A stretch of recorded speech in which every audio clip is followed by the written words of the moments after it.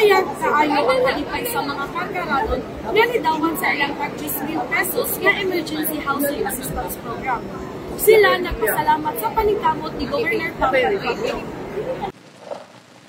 Sa Poblasyon 1, covered court sa Carcar City, gipahigayon sa National Housing Authority ang payout sa 6,346 ka beneficiaries sa Emergency Housing Assistance Program.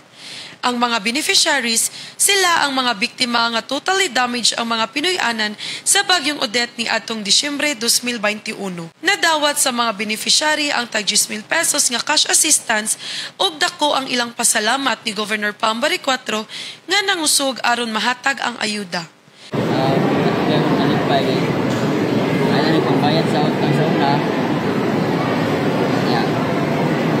Uno ra po sa konsumo. Salamat kayo sa ayuda na nadaw.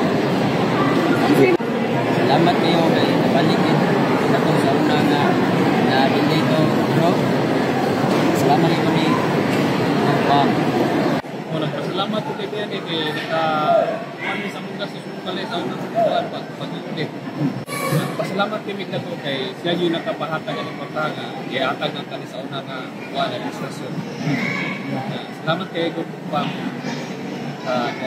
sa kaning pagtanga nga ako kini na ako na kaning tabang.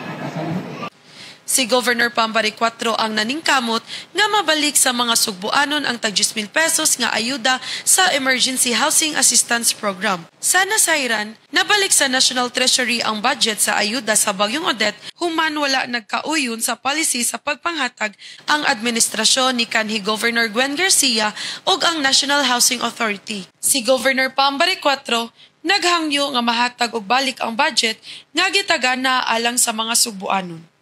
Manginlabot magpakabana tungod kay ato ang sugbo.